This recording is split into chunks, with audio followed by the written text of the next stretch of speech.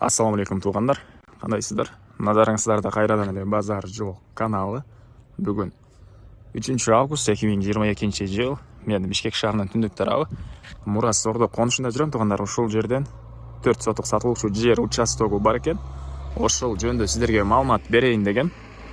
Биринчи болуп Мурас Ордо конушу жөнүндө айтсам, туғандар, Бишкек шаарынын түндүк тарабында жайгашкан 1-май районуна караштуу болуп калат. Бул жерге чейин Ош базарынан bir маршрутка, bir автобус келет. Ондар 911 маршрутка жана 41 автобус. Анан бүгүнкү чыгыштагы сатылуучу жер участогу ошол Мурас Ордо конушуна кирип келгениңиздерде эле ФАПтын жана милиция бөлүмүнүн туш тарабында жайгашкан 11-көчөдө 11-көчөгө карай киргениңиздерде оң тараптагы катардагы 4-5 участок болуп калат. Анан бул жакта мектеп бар. Мына бул жерде бир мектеп бар. Озерный менен Мурас Ордонун ортосунда бир мектеп. Бул үйүзгө бир 500 метрге деле жетпеген аралыкта болуп калат. Жана жаңы түшүп жаткан чоң мектеп бул жакта, бул көчөнүн аягында. Ал жерге деле жакын болуп калат. Бүгүнкү чыгышта сатылуучу үйүбүз 2 мектепке жакын жана бул жакта садикке деле жакын. Анан частный садиктер деле конушта бар тугандар. Андан ары мынакей бул ошол конуштун кире бериши. Бул жерде ФАП, милиция бөлүмү, стадион, ал жакта магазиндер.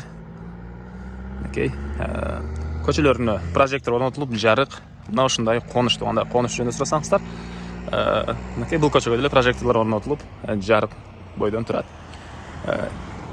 Чыгыш тарабы Озерный конушу, батыш тарабы ал могу уже аэропорт тараптагы чоң жол, ак жол, Комсомольский болуп калат го дейм, ушул болуп калат.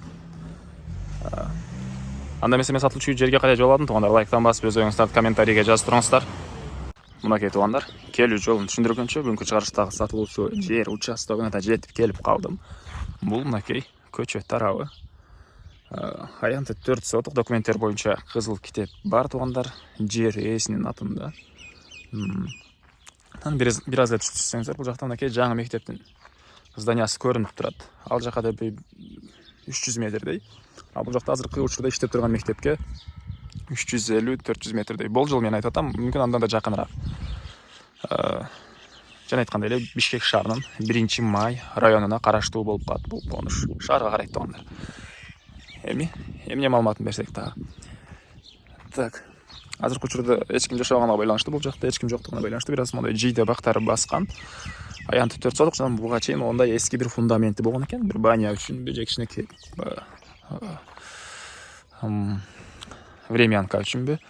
Кыскасы чек арасы бул жерден башталат тугандар, мынакей бул жерден. Бул түндүк чек арасы, түштүк чек арасы, ал түштүк жактагы үйдүн заборуна чейин болуп калат. Кызыл китеби бар тугандар, келсеңиздер жер ээси силерге кызыл китепти көтөрүп келип, чек араларын тактап берет.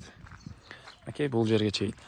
Анан ал жактарын көргөзсөң, кошуна тарап мен өтүп эме. Мурас Ордо конушунда мен өзүм жашайм тугандар. Жакшы эле конуш, алгандар үчүн. Баасы силерге жакса, карап көрүңүздөр, силерге жакса алсаңыздар болот. Мынакей бул түндүк чек арасы. Бул жактарга чейин болуп калат. Мынакей азыркы учурда жийде бактары басып кеткенге байланыштуу ички тарабы көрүнбөйт тугандар.